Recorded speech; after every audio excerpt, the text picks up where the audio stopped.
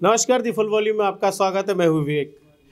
NTPC का exam चल रहा है, साथ में सीबीटी 2 का एग्ज़ाम होने वाला है जो मार्च से शुरू होने वाला है। हमारे पास शशांक सर हैं जो साइंस एक्सपर्ट हैं, तो आपको बताएंगे ग्रुप डी और एनटीपीसी का जो एग्ज़ाम होने वाले हैं उसके बारे में कैसे तैयारियां करें। सर, सबसे पहले तो स्वागत है आपका। पहले तो फुल वॉल्यूम को काफ़ी धन्यवाद, क्योंकि देखिए बच्चों को आज के समय में ये पता होनी चाहिए कि उसको पढ़ना क्या है, compete कैसे किया जाता है। और मार्केट में आपको पता होगा कि बहुत सारे मटेरियल्स हैं, बच्चे दिग्भ्रमित हो रहे हैं किस तरह से प्रिपरेशन किया जाए, और काफ़ी कम मेहनत करके भी बच्चे पास कर सकते हैं अगर सुनियोजित तरीके से और सही ढंग से अगर बच्चे प्रिपेयर करेंगे अपने आप को, तो निश्चित रूप से सफलता उनको मिलेगी। अब मैं बता रहा हूँ, जैसा कि मैं साइंस का फैकल्टी हूँ तो फिजिक्स और केमिस्ट्री में पढ़ाता हूँ, तो उसमें मैं आपको बताऊँ कि एनटीपीसी में आपको मुश्किल से 4-5 सवाल पूछे जा रहे हैं, और आगे जो ग्रुप डी का एग्ज़ाम होने वाला है या सीबीटी 2 का जो आगे एग्ज़ाम होगा, उसमें भी साइंस एक महत्वपूर्ण फैक्टर बन करके उभरता है। खास करके अगर हम बात करें सीबीटी 2 का, तो वहाँ पर आपको science and technology, environment ecology, वो बहुत बड़ा फैक्टर लाई करता है। तो मैं बच्चों से यही गुजारिश करूँगा कि उस सेक्शन को भी देख करके और एक समयबद्ध तरीके से, ऐसा नहीं है कि आप जो है अंधाधुंध मटेरियल्स को लेकर के उसके पीछे पड़ जाएं, नहीं, आप सुनियोजित तरीके से देखें कि आपके पीछे एग्जाम में प्रीवियस ईयर्स में क्या क्या पूछे गए हैं, तो उसको केंद्र बिंदु बना करके हम लोग यहाँ पर प्लेटफॉर्म कोचिंग में बहुत सारे आपको टेस्ट चला रहे हैं। साइंस का टेस्ट यहाँ चल रहा है रेगुलर बेसिस पर, और वो सारा जो है आपको सिलेबस आधारित टेस्ट है, और बच्चों की सफलता निश्चित रूप से उसके करने के बाद हो जाएगा। दूसरी बात क्या कि ग्रुप डी का अगर हम लोग बात कर रहे हैं तो ग्रुप डी थोड़ा सा पैटर्न डिफरेंट है। यहाँ पर जो है साइंस एक बहुत बड़ा फैक्टर बन करके उभरता है। खास करके पिछले प्रीवियस ईयर का एग्ज़ाम अगर आप देखिएगा तो उसमें क्या था कि पीरियोडिक टेबल से बहुत ज़्यादा प्रश्न अचानक पूछे जाने लगे, तो बच्चे वहाँ दिग्भ्रमित हुए।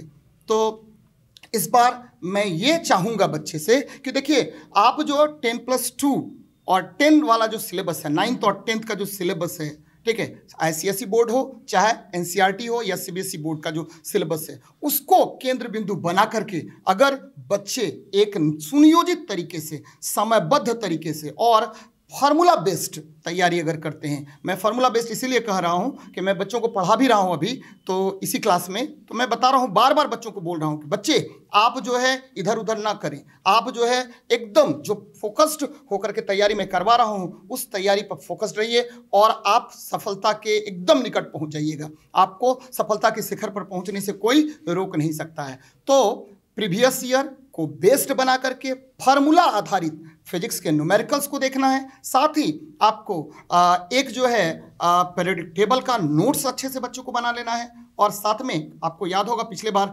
बायोलॉजी एक बहुत बड़ा फैक्टर लाइक किया था, क्योंकि प्लांट किंगडम से बहुत सारे प्रश्न पूछे गए थे, प्लांट टिश्यूज से बहुत सारे पूछे गए थे प्रश्न, जैसे पेरेन्काइमा, स्क्लेरेन्काइमा, आपको जाइलम, फ्लोएम, बच्चे दिग्भ्रमित हुए थे वहाँ पर। तो इस बार जो है उसको भी फोकस्ड करके रखना है। सबसे पहली प्रायोरिटी है आपको बायोलॉजी सेक्शंस को, प्लांट किंगडम, एनिमल किंगडम, आपको जितना भी, ठीक है, सिस्टम्स ऑफ बॉडी है उसको देखना है। साथ ही आपको फिजिक्स का न्यूमेरिकल जो करना है वो केवल और केवल फार्मूला बेस्ड, ऐसा नहीं है कि उलझ जाना है, बड़े बड़े प्रॉब्लम्स को डिस्कस करना है, नहीं। और एक जो ग्रुप डिस्कशन होता है उसको भी आप लोग साथ साथ करें, और बहुत सारा प्लेटफॉर्म की किताबें जो है मार्केट में अवेलेबल है, उसको लेकर के वो सारा आप बच्चों की सुविधा के लिए बनाया गया है, और ये टाइम टेस्टेड पढ़ाई है। ऐसा नहीं है कि पहली बार प्लेटफॉर्म जो है में बच्चे पढ़ने आए हैं या पहली बार प्लेटफॉर्म ने किताब निकाला है। ये एक समयबद्ध रणनीति के साथ बुक्स निकाले जाते हैं, और ये बुक्स जो है बच्चों को सफलता दिलाने के लिए है। साथ ही यहाँ हर सेक्शंस के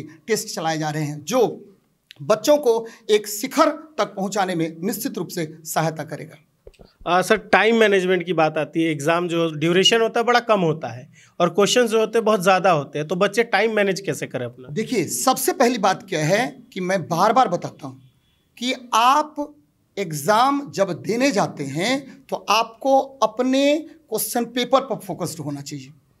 ये मत ध्यान में रखिए कि मेरे से जो पहले एग्जाम हुआ है, क्योंकि ये चरणबद्ध एग्जाम है, आपको पता होगा विवेक जी, चरणबद्ध परीक्षा हो रही है। तो इसमें क्या होता है कि कुछ बच्चे बोलते हैं कि मैं 90% करके आया, मैं 80% करके आया, मैं 70%। बच्चे दिग्भ्रमित होते हैं। बच्चों से मेरी बस एक ही सलाह है कि बच्चे, आप जो है वह अपने क्वेश्चन पेपर को देखकर और उस क्वेश्चन पेपर को 100% आप दीजिए, और तब जाकर के आपको सफलता मिलने में कहीं भी कोई परेशानी नहीं होगी। और जैसा कि आपने बताया कि एग्जाम में क्या होता है, हड़बड़ाहट, बच्चों में बहुत ज़्यादा हड़बड़ाहट रहता है। तो मैं बच्चों से बस एक ही गुजारिश करूंगा कि बच्चे, ये जो एग्जाम होता है वो आपको चरणबद्ध तरीके से हो रहा है, और आपको हर टॉपिक को पहले से आप पढ़े हुए हैं, बहुत अच्छे बच्चे हैं आप लोग, बहुत पढ़े हुए हैं। तो इसका मतलब ये नहीं है कि आप में हड़बड़ाहट होनी चाहिए। आपका जो एग्जाम है वो आपके लेवल का है। ऐसा नहीं है कि बहुत सारे प्रश्न ऐसे डाल दिए गए हैं उसमें जो आपसे ना बने। आप अगर धैर्य धर करके बनाएंगे तो निश्चित रूप से आप अधिक से अधिक प्रश्नों का हल कर सकते हैं। और ये मत सोचिए कि मेरा दोस्त जो परसों एग्जाम दिया था उसने 90% किया था, ऐसा कुछ नहीं, क्योंकि यहाँ नॉर्मलाइजेशन होता है। तो बच्चे, अगर आपका पेपर हार्ड है तो ये थोड़ा सा भी आपको परेशानी नहीं होनी चाहिए कि कम नंबर पर ये यहाँ पर सिलेक्शन होगा। आप 100% पेपर को दीजिए और ठीक है, आप सफलता के शिखर पर निश्चित रूप से पहुँचेंगे ही। सर, आपने जैसे बताया कि बच्चे एग्ज़ाम दोस्त को देख करके एक हड़बड़ाहट कर लेते हैं कि नहीं उसने 90 किया है तो हमको उससे ज़्यादा करना है, और एग्ज़ाम से एक दिन पहले वो बहुत ज़्यादा पैनिक हो जाते हैं कि ये भी पढ़ ले, ये भी पढ़ ले, ये सब्जेक्ट भी पढ़ ले, वो भी कवर कर ले। तो उस चीज़ को वो कैसे ओवरकम करके एग्ज़ाम के लिए पूरी तरह से प्रिपेयर हो पाए? देखिए, पहली बात तो विवेक जी, सबसे इम्पॉर्टेंट यहाँ पर ये है कि आप 1 डे एग्ज़ाम दे रहे हैं और पर्टिकुलर डे आपका कैसा बीतता है वो बहुत महत्वपूर्ण है। उसके लिए आप तैयारी पहले से किए हुए हैं। लेकिन मान लीजिए कि क्वेश्चन पेपर देखते ही आप में के शरीर में सिहरन उत्पन्न हो जाए, आपकी धड़कन तेज हो जाए, आप मानसिक रूप से ठीक है सुनियोजित नहीं हो पाए, तो आपका पेपर निश्चित रूप से खराब जाएगा। तो मैं बच्चों को बस एक ही कहना चाहूँगा कि बच्चे, ये पेपर आपका है और आपका जीवन है, तो अपने आप को संयोजित करके मानसिक रूप से ठीक है स्थिर करके फोकस्ड रहें, तो निश्चित रूप से आपको सफलता मिलना ही है, क्योंकि आपने तैयारी किया है। और आपसे अच्छा कोई नहीं जान सकता है कि मैं कितना प्रिपेयर हूं एग्जाम देने के लिए। और एग्जाम के प्रिपरेशन के लिए जैसा कि ठीक है मैं बार बार बताता रहता हूं कि देखिए, जब भी आपका एग्जाम हो तो उस दिन आप पूरी नींद लीजिए। ऐसा नहीं है कि ठीक है पूरा दिन रात भर सोचते रह गए कि कल एग्जाम देना है, क्या होगा, कैसे होगा, क्यों नहीं होगा। सब कुछ अच्छा ही होगा क्योंकि आपने मेहनत की है, तो एग्जाम तो अच्छा जाएगा ही जाएगा। उसके लिए टेंशन क्यों लें, वो छोड़ दीजिए ऊपर वाले के हाथ में। ठीक है, उस दिन पर्टिकुलर नींद लीजिए, आप एग्जाम हॉल में जाइए, आप सुनियोजित तरीके से उस पेपर को देखिए, अपना 100% दीजिए, सफलता मिलेगा ही। और मैं देखते आया हूं कि बच्चों को सफलता मिलती है इसी मेथड के तहत। सर, बच्चे बड़े हड़बड़ा जाते हैं, गड़बड़ा जाते हैं। उनको लगता है कि अगर हम 80% भी करके आते हैं तो हमारा सिलेक्शन क्यों नहीं होता है। तो जैसे रिजल्ट आता है तो 75% में भी हो जाता है। तो बच्चे उन क्वेश्चंस को कैसे टच करें कि हाँ हम 75% भी करके आए तो हमको एक रिलैक्सेशन हो कि नहीं हमारा सिलेक्शन हो सकता है। क्योंकि 90 भी करके आते हैं तो ऐसा लगता है कि कट ऑफ आते आते वो लोग कट ऑफ से बाहर चले जाते हैं। तो वो जो टेंशन जो बढ़ा रहता है उनके मन में कि हम 90 भी करके आते तब भी सेलेक्ट नहीं होते, 75 करके आते हैं तब भी सेलेक्ट नहीं होते। देखिए विवेक जी, सबसे पहली बात ये है कि एग्ज़ाम प्रक्रिया वर्तमान समय में बहुत पारदर्शी है और उसके निगेटिव पॉइंट ऑफ व्यू पर नहीं जाना है। मैंने बार बार आपको बताया है विवेक जी कि पहली बात क्या कि बच्चों को उस क्वेश्चन पेपर को 100% देना है। एक दूसरी बात क्या कि बच्चे अगर 100% देंगे और एक्यूरेसी अगर अच्छा रखेंगे तो निश्चित रूप से सफलता मिलना है उसको। ठीक है, इसमें कहीं कोई दो राय नहीं है कि उसको सफलता ना मिले। लेकिन बच्चों में क्या होता है कि अब वो एक्यूरेसी ठीक नहीं रखेंगे, निगेटिव ज़्यादा ले लेंगे, तो वहाँ पर प्रॉब्लम है, क्योंकि ये नॉर्मलाइजेशन की प्रक्रिया है। यहाँ पर एक्यूरेसी बहुत बड़ा मायने रखता है। तो मैं बार बार बच्चों से यही आग्रह करूँगा कि आप अभी, चूँकि बहुत समय है आपको तैयारी करने के लिए, आप समयबद्ध तैयारी करें, अपने एक्यूरेसी को बरकरार रखें, निगेटिव क्वेश्चंस को ना लें, तो सफलता मिलना है आपको। जो सर एग्ज़ाम होने वाला है उसमें साइंस से रिलेटेड कौन सा ऐसा इम्पोर्टेंट टॉपिक होगा जो बच्चों को एकदम ही टच करना है तो करना ही है, उस टॉपिक को बड़े ध्यान से पढ़ें? देखिए, सबसे पहली बात की मैं पीछे भी आपको बता रहा था, एक तो फिजिक्स का अगर बात करेंगे, फिजिक्स की बात करेंगे तो 3-4 टॉपिक है फिजिक्स में, उसको कर लें बच्चे। पहला टॉपिक है आपको लाइट, बहुत महत्वपूर्ण है। वर्क पावर एनर्जी बहुत महत्वपूर्ण है, बच्चों को करके जाना चाहिए उसको। थोड़ा सा वेव का पोर्शन, साउंड वेव्स, ठीक है, साउंड वेव्स पर थोड़ा सा ये कर लेंगे। SHM सिंपल हार्मोनिक मोशन, क्योंकि वो टच नहीं किया था पिछले बार, हीट से बहुत कम प्रश्न आए थे, तो उसको भी लेकिन देख लेना है, क्योंकि 9th-10th का जो ओवर ऑलमोस्ट सिलेबस होता है वो बच्चे अच्छे से कर लें। ये तो फिजिक्स की बात हो गई। केमिस्ट्री में अगर बात करें तो ऑर्गेनिक का थोड़ा सा सेक्शन देख लें। पेरियोडिक टेबल, जैसा कि मैं पीछे भी आपको बता रहा था कि पेरियोडिक टेबल एक महत्वपूर्ण भूमिका निभाता है, तो वहाँ देख लें। और डेली एवरीडे लाइफ में आपको केमिस्ट्री एक महत्वपूर्ण भूमिका निभाता है, जैसे एंटीबायोटिक, एंटीपायरेटिक्स, ठीक है। फिर आप ले लीजिए पॉलीमर्स, आजकल बहुत ज़्यादा चर्चा में है, तो वो देख लेंगे।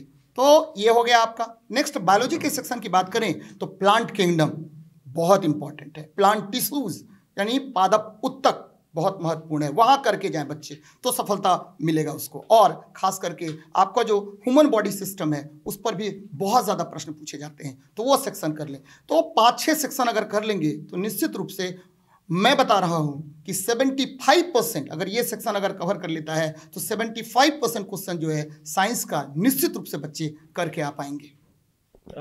ये थे शशांक सर। हमारे साथ अभी बच्चे भी हैं, क्योंकि हम लोग जहाँ सर पढ़ाते हैं वहीं पे आए हुए हैं, तो कुछ स्टूडेंट है हमारे पास। एक बार बोलूँगा कैमरामैन को कि एक बार दिखा दें कि यहाँ पे बहुत सारे बच्चे हैं, इनसे भी जानते हैं कि सर का क्लास कैसा रहता है और कितना पॉजिटिव एनर्जी सर के पढ़ाने से आता है। सबसे पहले आपका नाम क्या हुआ? पूजा कुमारी। ये मास्क पहने रखिए। सर का क्लास आपको कैसा लगता है? सर कैसा जो पढ़ाते हैं वो कैसा आपको लगता है? अच्छा पढ़ाते, बहुत अच्छा। कोई कमी लगता है कि सर की क्लास में किसी चीज़ की कमी रह गई हो? नो सर, अभी तक तो नहीं है। यहाँ पे कुछ और लोग हैं। आपका नाम क्या हुआ? राम कुमार। तो यहाँ क्लास करने के बाद दूसरे कोचिंग में और यहाँ के क्या डिफरेंस लगता है आपको? नहीं, वैसा है सर, शशांक सर जो पढ़ाते हैं वो सर थ्योरी पे ज़्यादा ध्यान नहीं देते, न्यूमेरिकल वाइज पढ़ाते हैं। और मैंने अभी तक कहीं डिफरेंट कोचिंग तो नहीं ली है, लेकिन इससे बेस्ट मुझे कहीं और नहीं लगता है। अच्छा, आपका क्या नाम हुआ? सत्यम चौरसिया। आपको कैसा लगता है प्लेटफॉर्म कोचिंग में जो शशांक सर पढ़ाते हैं कोचिंग, वो कैसा आपको लगता है कि सर का जो एनर्जी है, जो चीज़ है, क्योंकि ऐसे टीचर हैं जो बड़े अजीब तरीके से यूट्यूब पे छाए रहते हैं, लेकिन कोई कोचिंग आके पढ़ना नहीं चाहता है, तो उसमें सर कोचिंग आके बाकायदा आपको जो पढ़ाते हैं, इन्फॉर्मेशन जो देते हैं, वो कैसा रहता है? एक चीज़ शशांक सर के बारे में मैं कहना चाहूँगा, जो भी डाउट होता है ये क्लियरली उसी समय मतलब हम लोग का सॉल्व कर देते हैं। और रही बात, हमें कन्फ्यूजन भी आराम से दूर हो जाती है और मोटिवेट टाइम पे करते रहते हैं। और मैंने तो अभी कहीं कोई ज्वाइन नहीं किया अदर कोचिंग, मैं डायरेक्टली यहीं आया हूँ। चलिए, बच्चों का रिस्पॉन्स अच्छा है और शशांक सर की पढ़ाई भी बहुत अच्छी है। हालांकि शशांक सर अभी से नहीं, तकरीबन सर का जीवन लगभग 20 साल मान के चलिए, 20 साल से ऊपर हो गया बच्चों को पढ़ाते हुए, और कई बच्चे सेलेक्ट भी हो चुके हैं और कई बच्चे बड़े ऊपर पद पे भी है। बाकी खबरों के लिए देखते रहिए द फुल वॉल्यूम।